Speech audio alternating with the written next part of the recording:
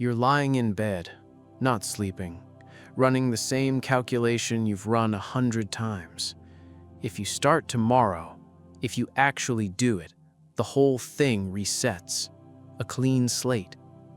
You can feel it, almost. The version of you that finally has it together. And then tomorrow arrives, and you're still you. Same room, same starting line. The slate wasn't clean, it was just tomorrow, which is now today, which feels exactly like yesterday. Here's what's strange. You knew this would happen. You've watched it happen dozens of times, and you still believed it. Most people call this procrastination. That word is almost useless. It describes what you see from the outside, not what's actually happening. Because if you were just avoiding discomfort, you'd know you were doing it. You do know. And yet, the belief in tomorrow keeps regenerating. That's the part that doesn't fit. Pure avoidance doesn't come with this specific kind of hope. What if the problem isn't motivation? What if it's not even about the task? Think about what tomorrow actually is in your mind. It's not just a time, it's a person, a version of you who has already made the decision, who woke up differently, who doesn't carry today's weight. Tomorrow you isn't you with more willpower. Tomorrow you is a stranger you're quietly counting on. Neuroscientists call this temporal self-discontinuity.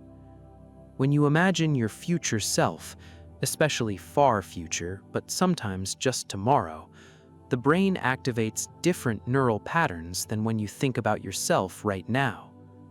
In measurable ways, your future self registers more like another person than like you. This isn't weakness, it's a structural feature of how the brain handles time. You're not failing to commit to yourself, you're committing to someone your brain doesn't fully recognize as you. Which means the emotional weight of consequences, the cost of not starting, the reward of following through, lands on a stranger. And we don't feel strangers' futures. Not really. So why doesn't knowing this change anything? If you can see the mechanism, why does tomorrow still feel different? Here's the shift. You were never procrastinating. You were outsourcing. Outsourcing the hard part, the beginning, the discomfort, the actual decision, to a version of yourself you experience as separate. And the reason you kept doing it isn't laziness, it's that it works, emotionally. Right now, in this moment, tomorrow you has it handled. That's a real feeling. It's relief without action.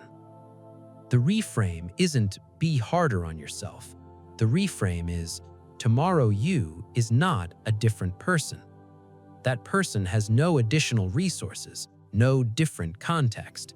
The only thing that changes at midnight is the date, and the date has no power over identity. What changes when you see it this way isn't your to-do list, it's the emotional texture of now. Instead of relief, you feel something more uncomfortable: ownership. The future doesn't belong to a stranger, it belongs to the same continuous person sitting here right now. But here's the paradox this opens. If future you is really just you, then the past version who kept resetting wasn't failing. They were managing something real, the psychological cost of continuity. Staying connected to your own future is effortful. It requires holding yourself as one coherent person across time, which is not the brain's default. So the question isn't, why do I keep doing this? The question is, what would it actually feel like to live as one person? Not the reset version, not the tomorrow version, just this one, continuous, now. When you imagine future you, do you feel warmth? Responsibility? or something closer to pity for a stranger you hope figures it out. You're lying in bed, running the calculation.